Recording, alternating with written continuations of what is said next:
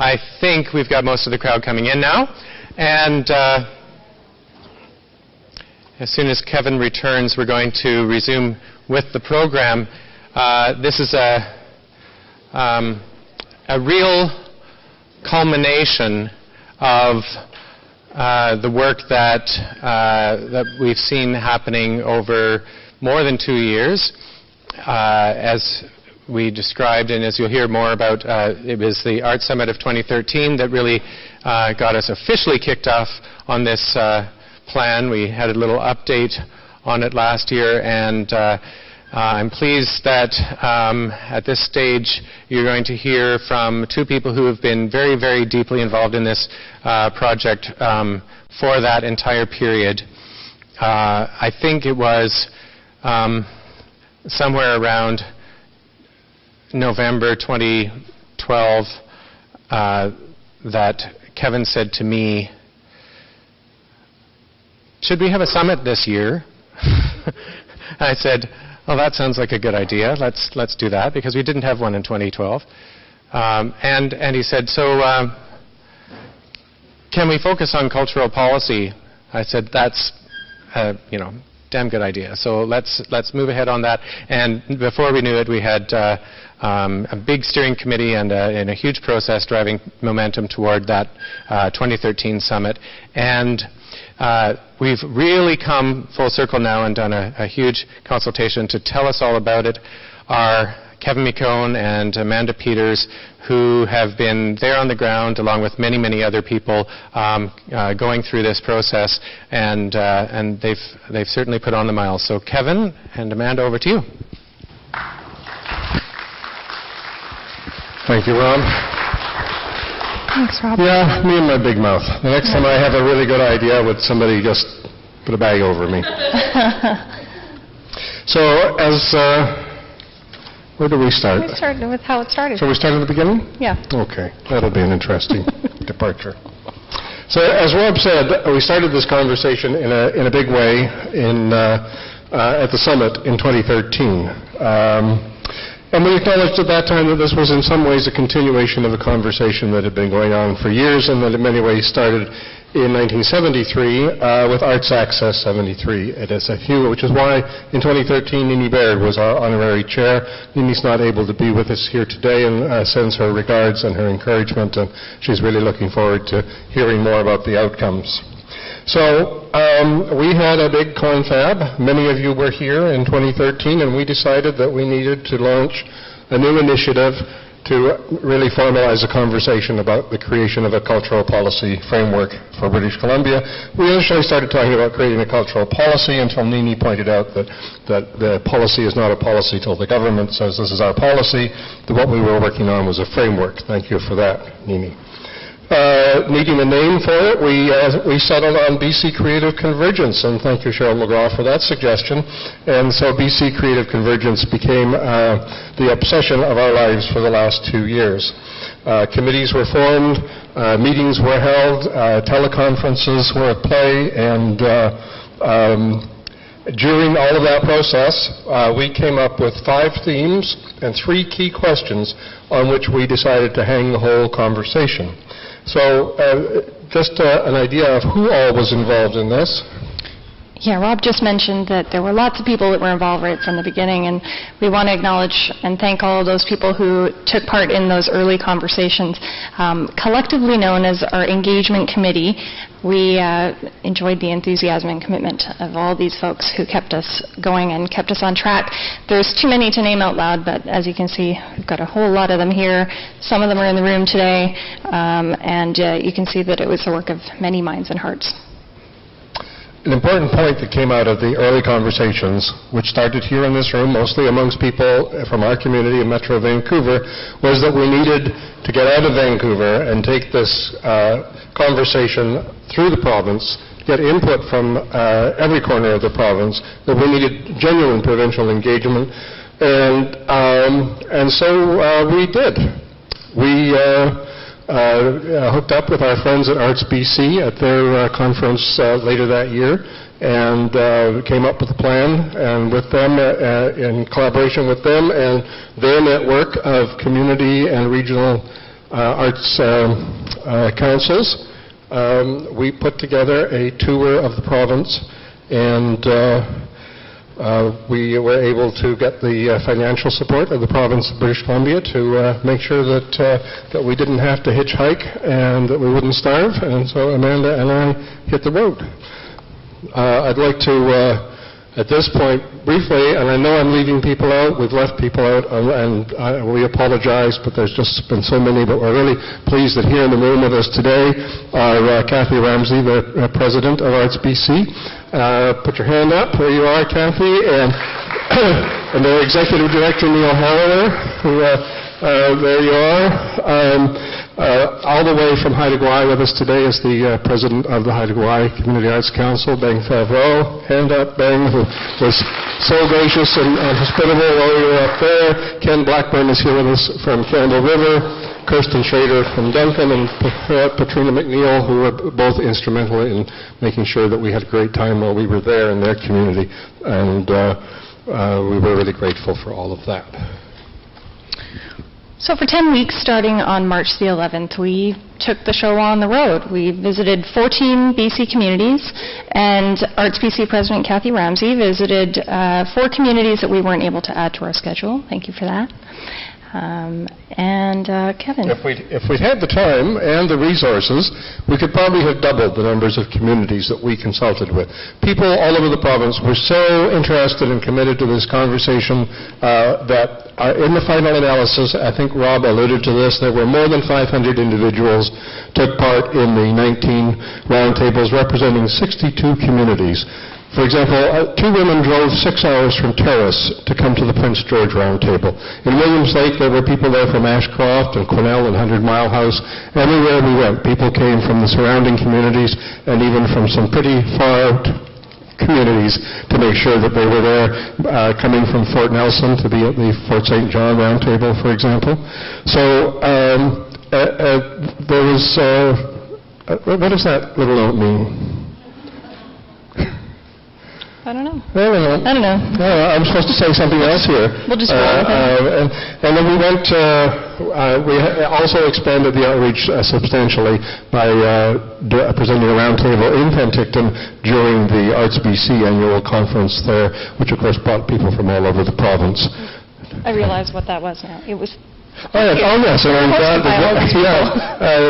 the people, the organizations, the councils, the venues, the art galleries and the art centers and the museums that loaned their facilities to these roundtables and whose principals were instrumental in working with their local community arts council to make that possible. Well, there they are. Hey, I have round of applause for our colleagues all over British Columbia.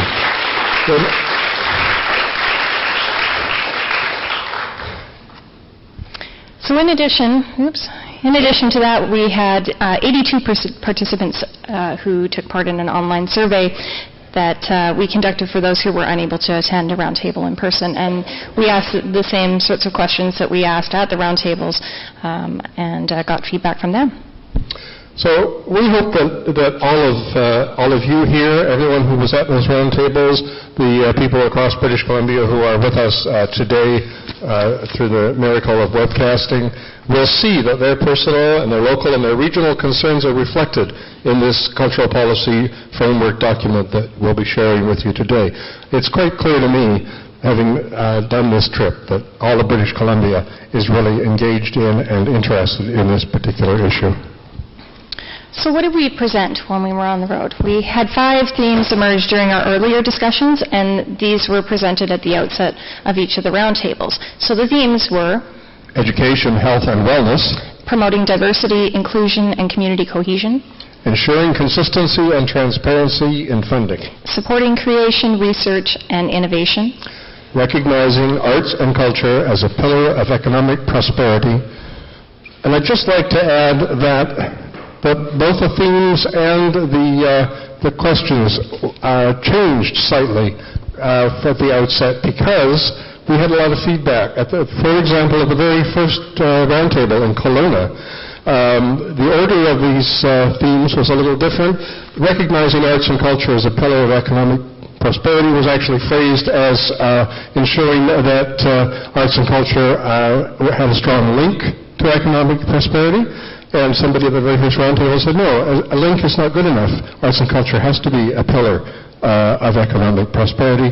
And probably at the next one in Kamloops, someone said, well, this is great, but why is this the first item? And it was at the time at the top. The money is not the important thing. Our power as an economic generator is not the important thing. And so that item is now number 5. It's still there, but it's not as prominent. So it was an organic process. Many people in the province helped us fine-tune this. So we asked 3 questions at each roundtable. They were the key questions that we posed to breakout groups of 8 to 10 people, depending on the size of the group. And the first question was? The first question was framed as the case for culture. And we had the first question was sort of the local, and then the second question broadened, and then the third question was the province-wide focus. And the first one was that we asked people to talk about and tell us about the importance and the impact of culture in their communities and their region, what was distinct, what was unique, what was different, tell us their stories. And that was the first question that was addressed. And the second question always resulted in a little bit of laughter because about key issues and emerging priorities. If levels of funding were not an issue, what are the most we always paused for laughter at that question. What are the most significant challenges and opportunities that may affect arts and culture in British Columbia's future? We asked people to think about factors that affect their own region, their own sector, discipline, or organization, as well as the broader view of arts and culture across the province. In the last question, we asked people to put all of their local concerns aside and look at a really big picture scenario about government and the cultural sector, and look at ways, again, aside from funding, that the government can work with the arts and culture sector and other partners towards a strengthened future, and ask, are there tools that our sector can provide to the government to help them advance our common goals? So those were our questions, and a lot of the notes that came out of those. If you haven't had an opportunity during the next break, have a look at the posters that are up on the wall out there. We've done a lot of pull quotes, and there's some photos, pictures of me with strange statues, and have a look at some of the notes that were made on the ground during the conversations. Well, that's nice what we asked. What did we hear from people? Is there another one here? So at the outset of the tour, we heard and ourselves suspected that a lot of what we would hear would be more of the same. And we did hear a lot of the same. Because, we have the same issues, the same concerns, the same challenges. But interestingly enough, just about everywhere we went, we heard the same concerns expressed differently, through a different perspective, a different prism, in a different vocabulary. And that itself was very useful and enlightening and certainly worth the effort. But we also heard something new in every community we went to, and that was what really struck me and will stay with me going forward. There wasn't a single roundtable, I don't think, where we didn't hear an issue or an idea that we had not heard before. Yeah, it was in Nanaimo that we heard somebody speak up about the importance of art in protest and resistance.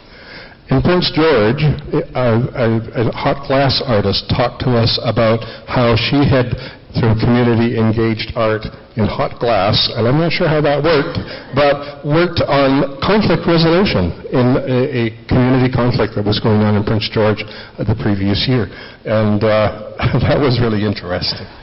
And in Fort St. John, we heard about the important role that a vibrant cultural life plays in encouraging newcomers to put down roots and become permanent residents. In Tumbler Ridge, we followed dinosaur footprints by moonlight. I'm not kidding. It was extraordinary, down by the river. And we learned that we have no legislation in this province that protects these valuable heritage sites. And in Duncan, one of my personal favorites. It was a great roundtable in Duncan, and a couple came at the beginning. He's East African, and you'll see his picture out there on one of the posters, and he was wearing, there he is, right there.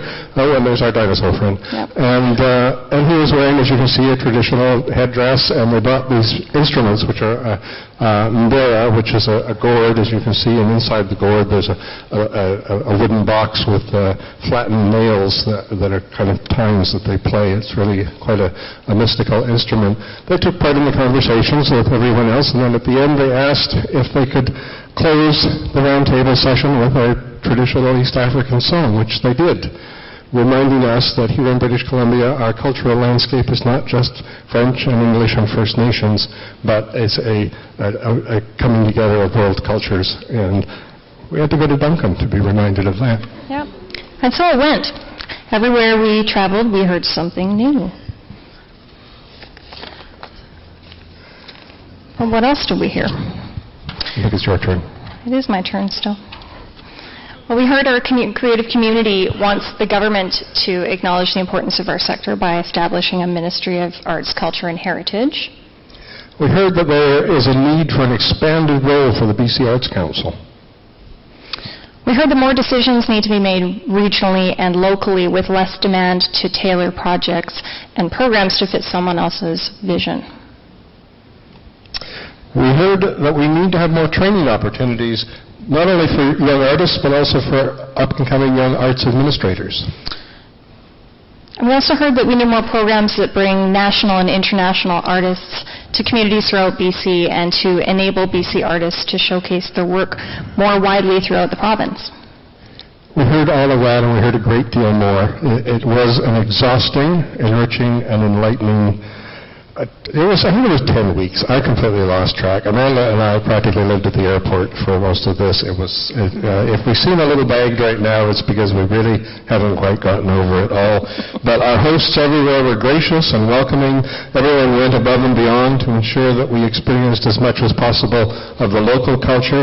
And if there's one big message that I have for all of you and all our colleagues here in Vancouver, we all hear about and we talk about the isolation that other communities in British Columbia feel isolated from the big, vibrant, busy, big city cultural hub. This isolation runs two ways. We here in Metro Vancouver are isolated from and need to experience the tremendous cultural life that is going on all over British Columbia, from the coast to the mountains, from the border to the border. It is just astonishing. If I have one piece of advice to all of you, is get out of town. So here's just some images of some of the places that we visited. Something else that we didn't actually mention in the script, but you can see from some of these photos, there are some amazing, beautiful, new and repurposed facilities, buildings that have been turned into or created to be galleries and cultural centers. There's some really lovely stuff happening out there. So what do we do with all that information? Well, yeah, we know a lot now, so what? What do we do with it? Well, early in the process, a committee was formed to receive all of this feedback, all these notes, all this input that we were getting, and to transform that material into the Cultural Policy Framework document that you're going to see today. And yeah, the drafting of the document was done by our Executive Director at the Alliance, Rob Glore, and researcher Nick Babet, who's over here manning our webcast today, with support from Minna Schendlinger from the Post at 750. Give a wave, Minna. And from Zaina Campbell of the Dancer Transition Resource Center. Where are you, Zaina? Over here. There you are. Each successive draft of the framework was then reviewed by an advisory team that included Peter Thompson of the Two Rivers Gallery in Kamloops, Sue Popescu, the amazing Sue Popescu of the Peace Laird Regional Arts Council, Ben Favreau of the Haida Gwaii Community Arts Council, who's here with us today, Jordan Cobble of the West Bank First Nations in Kelowna, Kirsten Schrader of the Couch and Performing Arts Centre, who's also here today, Bob Deeth of Music BC, and Joel Klein of Made in Dance on Tour. Made in BC Dance on Tour, and they're both here with us today, and Corey Philly of the Shadbolt Centre for the Arts. And I haven't seen Corey yet, so I'm not sure. Are you here today, Corey? No. Oh, dear. Okay. So, again, not only were there almost 600 people involved in the conversations at the outset, but we had a very wide range of British Columbian artists and arts workers engaged in the processing of this draft. So at this point, to share with you the results of all these travels and consultations and conversations, we'll hand it over to Rob for the next part of the presentation. It's your show, Rob. Yep. Thank you all. Thank you.